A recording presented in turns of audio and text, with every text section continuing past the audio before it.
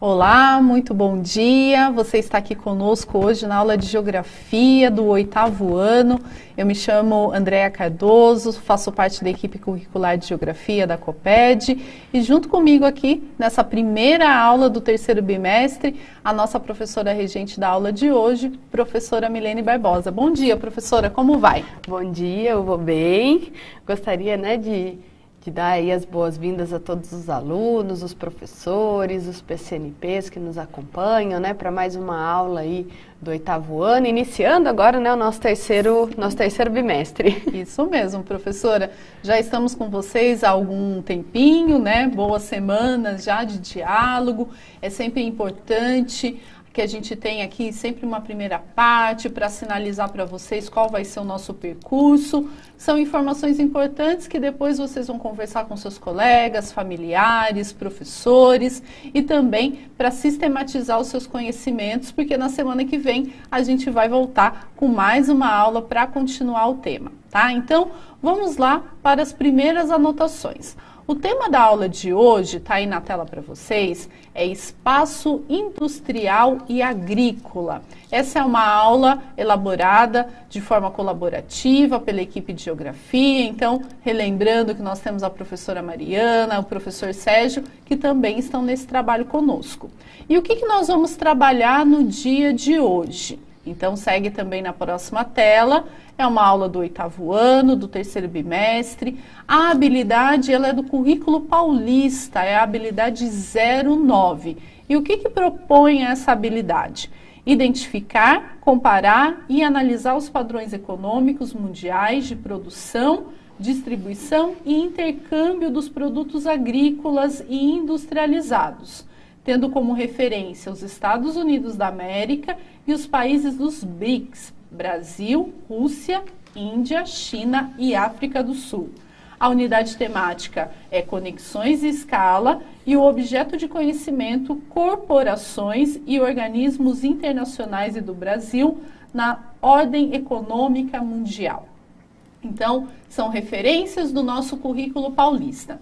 E também aqui nas aulas de Geografia, desde semana passada, a gente começou a divulgar para vocês, estudantes, a Feira de Ciências das Escolas Estaduais aqui de São Paulo. É uma iniciativa da nossa secretaria, em colaboração com as diretorias de ensino. O objetivo é convidar vocês a estudar, a pensar um projeto de pré-iniciação científica, seja na área de ciências da natureza, ciências humanas ou da matemática. É um momento muito importante, Durante o mês de agosto as inscrições estão abertas, então converse com seus professores e colegas, forme a sua equipe e planeje, elabore um projeto de pré-iniciação científica a partir de um problema, de uma situação da sua comunidade, do seu lugar de vivência. Então, professor, é importante a gente sempre lembrar desse diálogo com o professor, de como pode ser estruturado, um projeto a partir da sua escola. Principalmente ressaltar essa importância da pré-iniciação científica, Vocês já estão aí no 8º ano, Então, é importante que você converse com seus professores, Não só, como a professora Andréa disse, não só os de ciências humanas, mas é importante esse momento, A pré-iniciação científica é uma oportunidade muito bacana. Então, converse com seus professores, Ampliem aí os seus conhecimentos. E para a gente dar início aí à nossa aula, nós vamos fazer um momento de retomada. Lembrando que no 2º bimestre, nós estudamos alguns temas. Então vai aparecer aí para vocês na tela, Ciência e tecnologia, nós falamos muito sobre isso no 2º bimestre, sobre tecnologia e trabalho, mercado de trabalho e inovação, Então foram temas aí amplamente discutidos aí no nosso 2º bimestre, através das aulas do Centro de Mídias. E o que eu vou deixar aqui para vocês como um gancho, uma dica, que vocês pesquisem um pouco mais aí sobre as profissões, a profissão que você pretende seguir.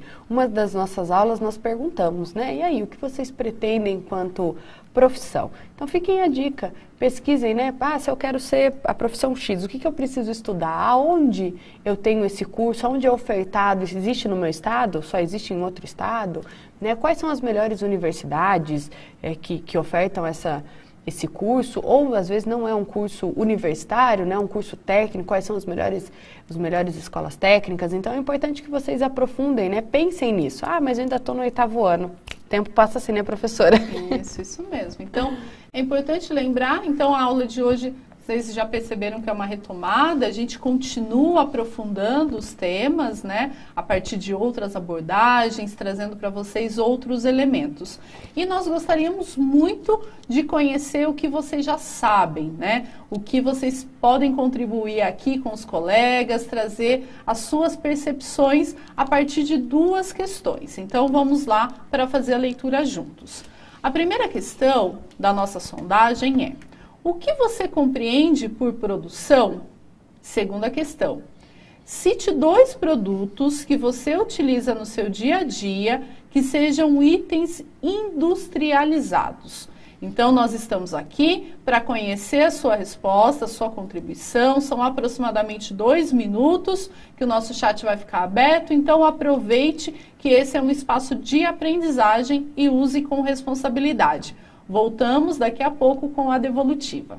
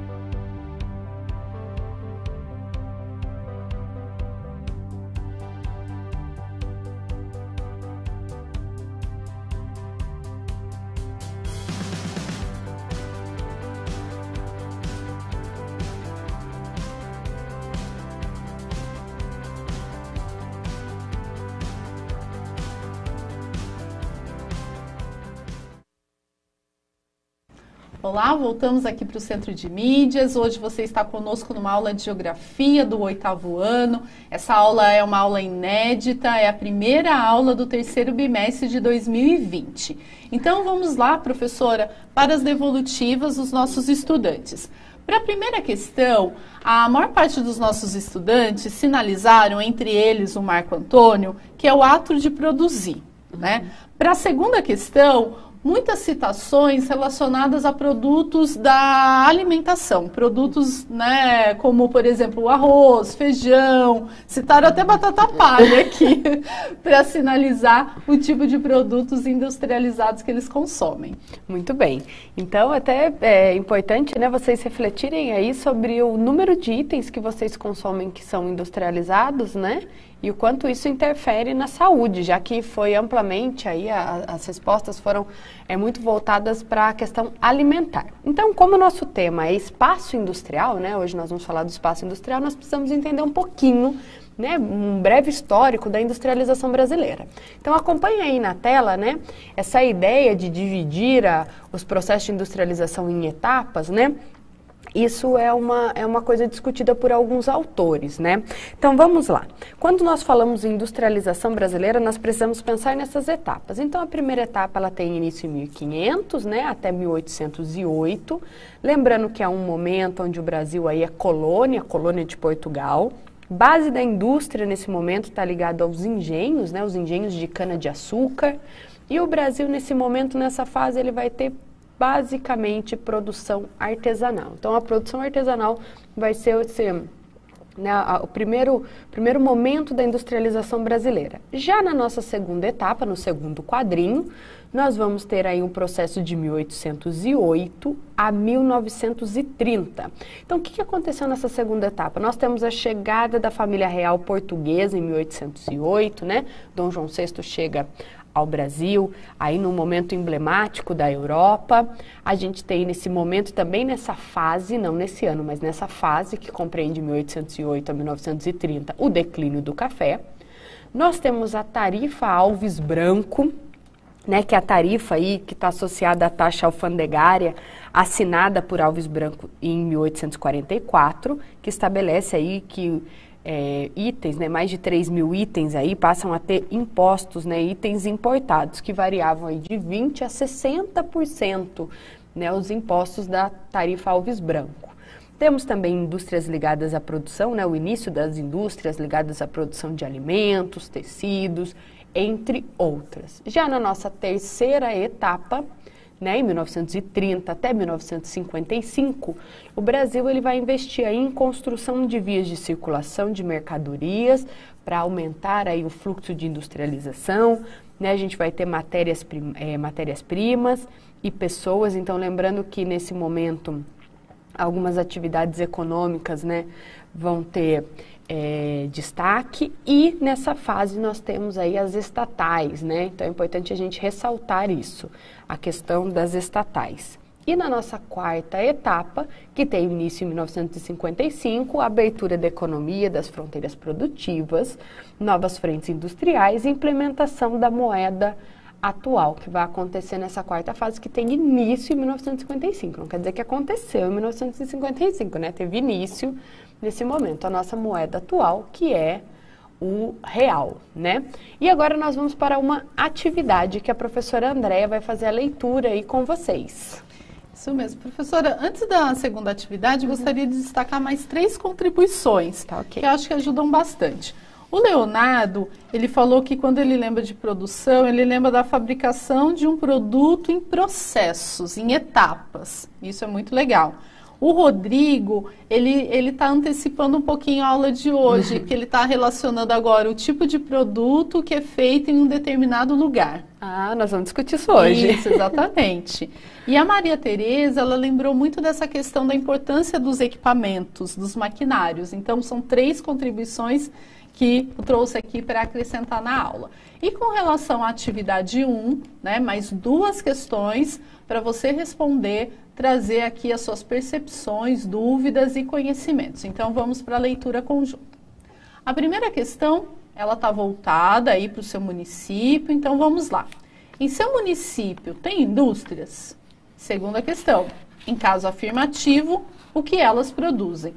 São aproximadamente 2 minutos. Queremos saber, a partir do seu município, o que acontece aí relacionado ao tema. Então, voltamos já com a leitura de algumas respostas.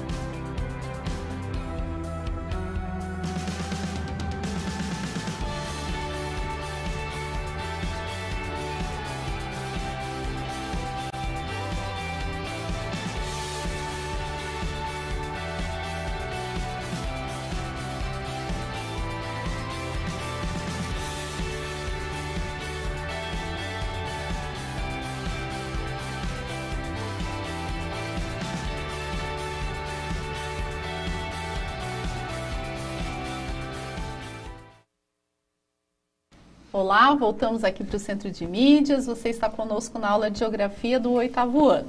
Deixamos para vocês duas questões muito relacionadas ao seu lugar de vivência, ao seu município. Professora Milene, muitos estudantes continuam aqui registrando as suas respostas, isso é importante. Lembramos a vocês que sempre quando a gente trouxer alguma pergunta sobre o município, identifique para a gente poder saber de onde você está registrando a sua resposta. Então, eu tenho 3 destaques. O Caio, ele falou da indústria petroquímica, que está presente no município dele. A Lívia, o ramo de calçados. E para finalizar, o Vinícius, que destacou a produção de vinhos. Muito bem. É importante isso que a professora Andréia falou, né? Que vocês coloquem também o nome da cidade, que nós ficamos aqui pensando, né? Nossa, será que é tal lugar? Será que é tal lugar? Que a gente, né, mais ou menos tem uma ideia, né? Por exemplo, da produção de vinho, né? Eu falei uma cidade, a professora falou outra. Então, é legal que vocês coloquem aí o nome da cidade de vocês. Então, continuando essa discussão da questão da indústria, né, a questão do espaço industrial brasileiro, nós vamos ter aí um mapa que vocês vão ver aí na tela, que são estados brasileiros por valor da produção industrial em 1907.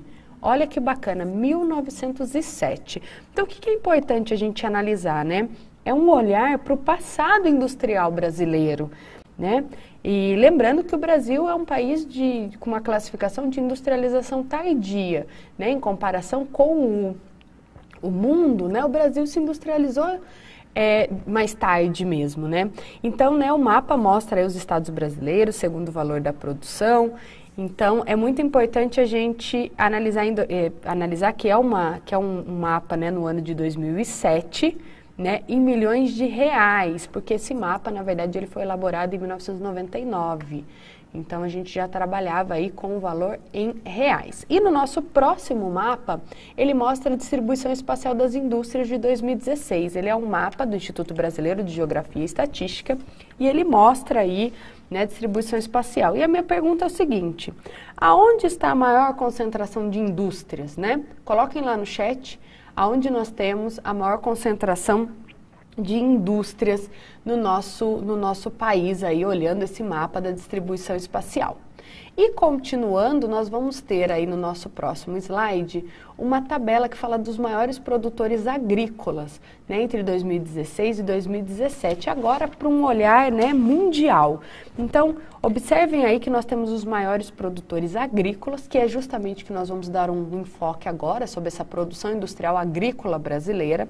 Reparem que o Brasil está entre os maiores produtores, né, 2016 e 2017.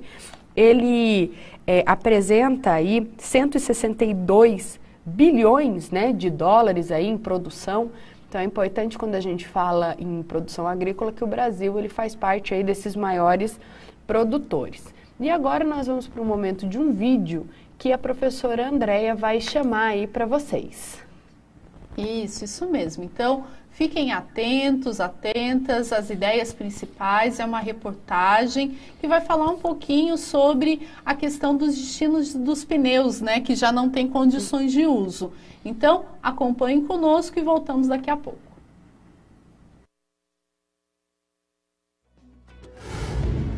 Você sabe para onde vão os pneus que não servem mais para o uso? E que a destinação incorreta deles pode causar sérios prejuízos ao meio ambiente? Atualmente, a maioria dos pneus velhos é queimada e utilizada como combustível pelas indústrias de cimento. Ações como essa levaram o país a cumprir no ano passado 85% da meta anual de reutilização de pneus, o que significou 450 mil toneladas com o destino certo. A redação da NBR mostra agora em uma reportagem qual a maneira correta de se fazer o descarte desse produto.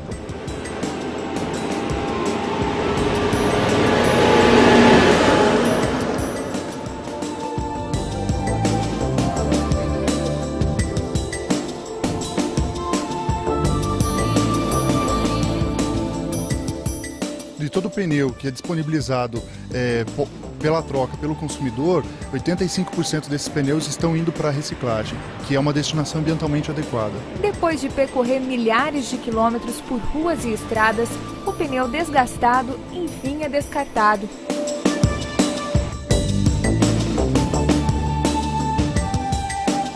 Se for jogado no meio ambiente, o material pode levar até 600 anos para se decompor. Por isso que em 2009 o Conselho Nacional de Meio Ambiente decidiu que os fabricantes e importadores de pneus recolhessem e dessem o destino adequado aos milhares de pneus que não servem mais para o uso. A medida surtiu efeito. Basta olhar a quantidade de pneus que chega no Serviço de Limpeza Urbana de Brasília. A gente está recebendo cerca de 220 toneladas, que representa uma faixa de 40 mil pneus mensais. Dados do IBAMA mostram que o Brasil está no caminho certo. A meta era que pelo menos 545 mil toneladas de pneus tivessem destinação correta no país no ano passado. O número chegou a 462 mil toneladas de pneus, o que significa que 85% dos pneus não viraram lixo no meio ambiente. O relatório do IBAMA aponta também que o principal destino do pneu, depois que ele sai de circulação, é a indústria de cimento. Ele é reaproveitado de duas maneiras. O pneu ele entra como um combustível, né, nos fornos de produção de cimento, e além disso o material metálico que é presente no pneu, ele agrega o cimento produzido. Para a empresa, cada pneu que entra no forno gera 85% de energia para manter a produção. E 15% de ferro, que é uma das bases da produção de cimento. O processo foi implantado pela primeira vez em uma das unidades da empresa em 1990. Hoje, 80% das fábricas utilizam essa forma de produção. A indústria de cimento ela é uma indústria que utiliza bastante energia e consome bastante matérias-primas. Então, a forma como ela utiliza esses resíduos em substituição a essas matérias-primas não renováveis, a coloca em uma situação de uma empresa mais sustentável, né?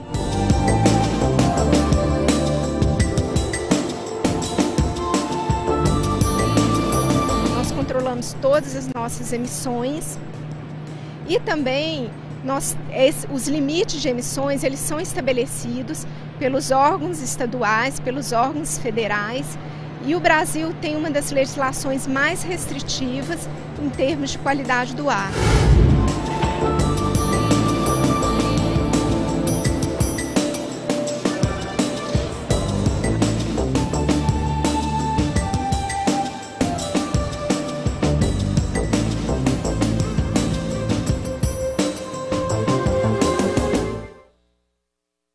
Muito bem, estamos de volta. O que eu gostaria de ressaltar nesse vídeo é o seguinte: quando nós pensamos em pneu, nós estamos pensando num item, num bem industrializado. E muitas vezes o seu descarte ainda é um tema de muito debate. Então a gente tem aí uma alternativa, um vídeo que mostra uma opção da questão do descarte do pneu. Então isso é muito importante, essa discussão.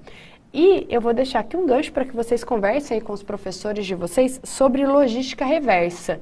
Tá? É um tema bem bacana, vale a pena se aprofundar.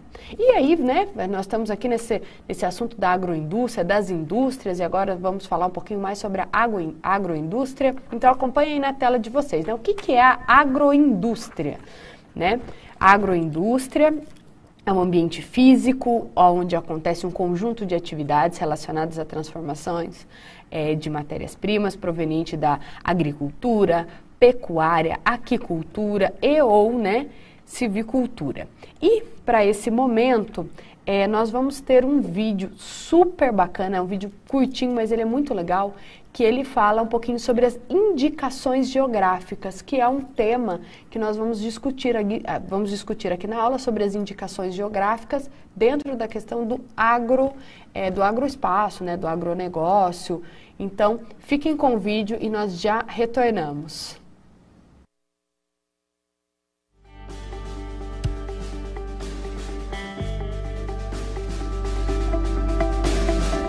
De um jeito ou de outro, todo mundo sabe o que é uma indicação geográfica. Você às vezes só não liga o nome à coisa. Indicação geográfica nada mais é do que uma ligação muito forte entre um produto e o lugar onde ele é feito. E essa origem, que é muito marcada pela cultura, pela tradição e em muitos casos até pela geografia de um lugar, faz toda a diferença tanto para quem consome quanto para quem produz. Já reparou que às vezes a gente consome os lugares? É o caso, por exemplo, do champanhe, que deve ser a indicação geográfica mais conhecida do mundo. Mas a regra é a mesma se você consome o vinho do Porto, um queijo da canastra, um café aqui do Cerrado de Minas. Com esse especial, a agência CNI de Notícias vai te mostrar um pouco do florescimento das indicações geográficas no Brasil. E a gente vai te explicar por que esse instrumento poderoso de valorização do produto local é tão importante para o nosso desenvolvimento regional, para a nossa economia e para o nosso país. Muito bem, né? Ela traz uma informação bem legal. Indicação geográfica, né? Então ela dá até um exemplo aí da Champagne, né? Que é uma região. E aí o que seria essa indicação geográfica que ela falou? Então acompanhe aí uma leitura, né? Está associada à identificação de um produto ou serviço, né? Como originário de um local, região ou país. Para assegurar a qualidade da produtividade e características do produto, a indicação geográfica passa a ser fundamental para garantir que sua origem geográfica seja preservada. Essa indicação é passível de proteção legal contra usos de terceiros em termos de propriedade industrial. Então, existe aí uma legislação que assegura essas indicações.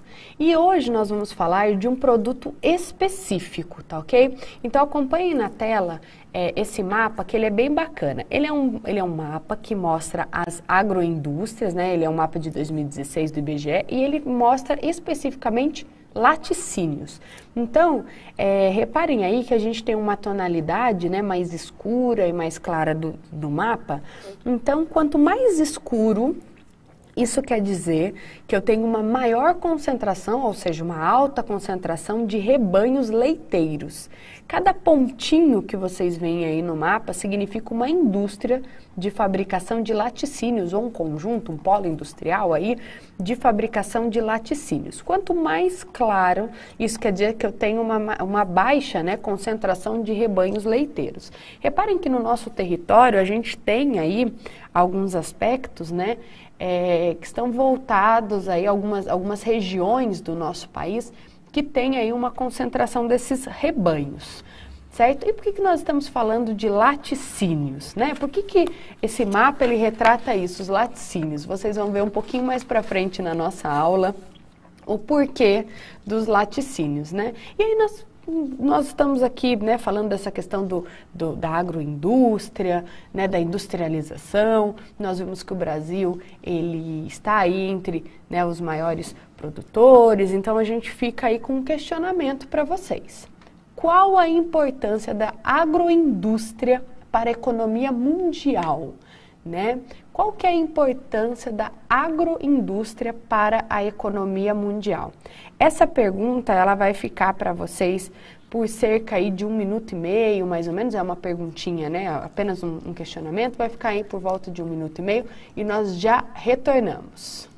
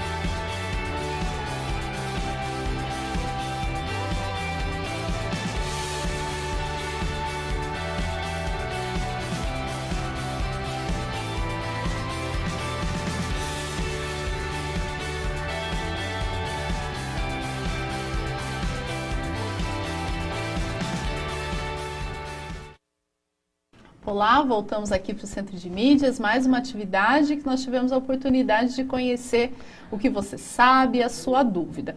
Então, professora Milene, essa é uma pergunta que realmente ela requer, né, que os nossos estudantes pesquisem um pouco mais, que conversem com seus professores, mas de forma geral, eles responderam que está ligado à questão de abastecimento, está ligado à questão da alimentação e de como isso é importante para a população. Tá? Então, em linhas gerais. Então, fica aí, né, a dica para que vocês conversem com os professores de vocês sobre a importância da agroindústria para a economia, né, mundial. Então, é um tema aí de discussão. E agora nós vamos para um vídeo super legal que fala sobre o queijo da Serra da Canastra, né? Então, acompanhem o vídeo e agora vocês vão entender por que eu trouxe aí os laticínios, né? Acompanhem o vídeo que nós já retornamos.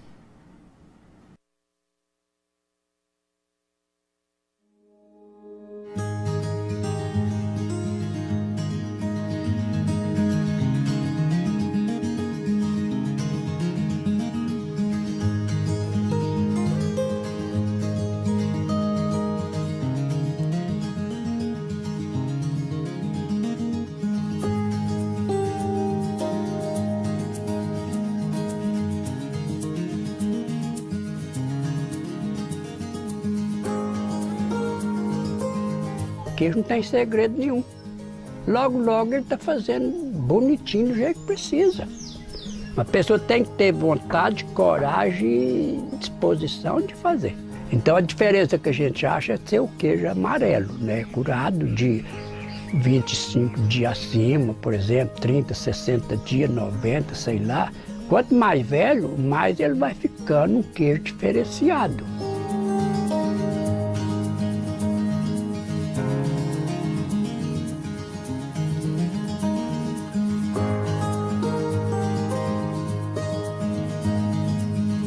Surgiu uma oportunidade no 8º período de faculdade para que eu fosse pleitear uma bolsa de estudos na Itália. De lá, né, eu consegui ter uma outra visão do que meu pai trabalhava aqui na queijaria e na Associação dos Produtores aqui da Canastra, que até então já tinha a IG, né, já o evento a IG já era registrada, já era reconhecida. Eu vivia isso tudo, mas de certa forma eu era um pouco indiferente a isso. E aí, depois que eu me mudei, fiquei fora, afastado um tempo, e eu consegui ver a grandeza desse projeto e a importância disso para a minha família e para as outras famílias aqui da Canastra, quando eu estava fora. E foi quando eu voltei e decidi concluir a faculdade, né, em Belo Horizonte, e me mudar para cá e trabalhar aqui na queijaria e assumir esse empreendimento da minha família. Eu acredito que é trabalhar mais o marketing, divulgar para todo o Brasil que de fato o queijo canastra é um queijo feito de leite cru, de leite de qualidade, é um produto maturado, não fresco, como grande parte das pessoas acreditam ser, principalmente em Minas Gerais, que o preconceito com o queijo curado ainda é maior. Eu acredito que é trabalhar isso e, paralelo ao marketing, trabalhar estratégias de rastreabilidade dos produtos, para que a gente consiga garantir para o consumidor que ele está consumindo de fato um produto de origem controlada, né, de uma indicação geográfica, de uma IG. Entre esse projeto, a associação hoje já trabalha na etiqueta de caseína justamente para tentar resolver problemas de falsificação, que é o que a gente mais enfrenta hoje. Então a gente resolveu buscar essa tradição, que não importa a quantidade, mas criar valor. Então foi um queijo que foi muito, né, muito procurado até hoje, uma procura muito grande e valorizado também. E o queijo não tem segredo nenhum, tem detalhes. Não tem segredo nenhum fazer queijo. Muita gente chega, não revela o segredo, por quê? Não conta. Você pode começar na ordem e ter que ficar pronto, você vê tudo aí. Onde está o segredo? Não existe. Detalhe tem muito. Detalhe tem demais. Eu gosto daqui. Eu acho que a Europa é um continente, né, que já está tudo pronto. Ele já nasceu muito antes que a América, né, que o Brasil. E aqui a gente tem muita coisa para construir ainda. Eu vejo isso, que lá já está tudo pronto. A IG do Conté acho que é de 1500, se eu não me engano, já tem 500 anos. A da canastra é de 2012. Então a gente ainda tem um trabalho longo pela frente. Muito bem, estamos de volta, né? Esse vídeo ele é super bacana, ele fala da questão do queijo da Serra da Canastra e eu lanço aqui para vocês um questionamento. E aí, o que mais vocês conhecem, né, de produtos aí que a gente pode associar à indicação geográfica? Né? A gente viu esse vídeo que ele fala do queijo da Serra da Canastra. Quem conhece o queijo sabe que é uma delícia, né? Ele é um queijo, inclusive, que hoje tem um valor de mercado um pouquinho mais alto. Então é bacana a gente pensar, né? Quais são os outros itens que nós temos aí com indicação geográfica. E partindo dessa ideia, lembrando que isso que vocês assistiram, na verdade, ele é uma série, né? Existem outros produtos, eu vou deixar para vocês uma dica, vai aparecer para vocês na tela, um café de atitude. Olha que legal. Ele faz parte dessa série, né? Que nós assistimos do queijo da canastra. Então, conheça um pouco da história do café do Cerrado Mineiro. Neste vídeo, que integra aí a série especial de reportagens, né, da agência Seri de Notícias, o Brasil que a gente produz, indicações geográficas. Então, esse é o nome da série. Se vocês quiserem também jogar na internet para conhecer um pouco mais sobre toda a série, vocês digitam lá, o Brasil que a gente produz, indicações geográficas. Esse QR Code, ele dá direto nesse vídeo que fala sobre o café aí no Cerrado Mineiro. Então, se vocês acessarem aí direto, ele já vai para essa página, tá ok? Então, é muito bacana a gente conhecer, a gente saber um pouco mais sobre o que o Brasil produz, né? O que nós temos quanto agroindústria. Nós falamos aqui do laticínio, do queijo, né? Falamos um pouco sobre a produção né, voltada para essa questão da reutilização do pneu, falamos um pouco sobre a história da industrialização brasileira, né, um rápido passeio por esse momento, mas fica aí algumas dicas para vocês. Eu vou pedir só para voltar para o Café de Atitude de novo, porque dá tempo daí do pessoal anotar o endereço ou até dar o print aí para poder utilizar depois o QR Code que leva para essa página. E quem tiver aí interesse, né, assistam essa série que vale muito a pena. E a professora Andréia tem algumas contribuições e alguns recados. Isso mesmo. Então, é um assunto muito legal, muito interessante. É importante que vocês continuem essa pesquisa, descobrindo outras indicações geográficas. E a gente tem aqui a contribuição do Maurício, professor. Ele está fazendo referência ao seu município. Ele disse que a produção de banana e de farinha lá na região de Paraibuna, no Vale do Paraíba, é muito marcante, né? Está muito relacionada a isso. Gostaria de comentar? Olha que legal, nós temos aí um aluno de Paraibuna assistindo, colocando as contribuições. Paraibuna é famosa, né, por um famoso doce de banana e também pela farinha, que também é muito famosa. Muito legal essa contribuição. E nós temos outras regiões, né, do nosso estado que é famosa. Nós temos ali a região de Araraquara, ali, que é muito famosa pela questão da produção de laranja, né? Nós temos outras regiões, então é legal a gente conhecer um pouco mais da história do nosso estado. E para que a gente possa aprofundar, vai ficar aí para vocês algumas dicas, né, de itens aí para aprofundar, para pesquisar. Então, nós temos aí as revoluções industriais, né? Nós falamos um pouquinho sobre a industrialização brasileira, né? Os aspectos da industrialização brasileira, mas fica aí as revoluções industriais, o capital e a produção industrial, os ODS, né? Em especial o objetivo número 9, indústria, inovação e infraestrutura, e produção e consumo.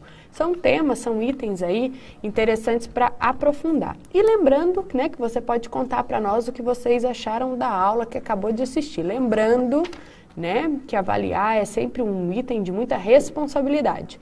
Então tá aí o QR Code e o endereço para que vocês possam colocar aí o que vocês acharam da aula, né? Colocar sugestões. Então, é um momento muito importante de diálogo. Utilizem aí com responsabilidade. Vou falar mais uma vez. Utilizem com responsabilidade esse momento. Eu vou ficando por aqui, um grande abraço a todos, fiquem em casa. Tchau, professora. Tchau, professora Milene, muito obrigada por todas as suas contribuições para a aula de hoje. Semana que vem nós voltamos para dar continuidade a esse diálogo com vocês. E lembre-se, converse com seus professores, esclareça as dúvidas e as demais orientações. Então, um forte abraço, fiquem bem e até semana que vem. Tchau, tchau.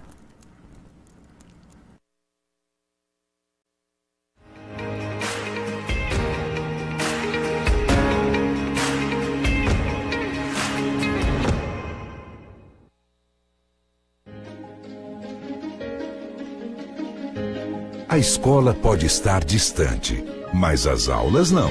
Por isso, o governo de São Paulo criou um aplicativo online de aulas com chats para todos os estudantes da rede pública de ensino durante a quarentena. O acesso à internet é gratuito e você ainda pode assistir às aulas ao vivo nos canais digitais da TV Cultura.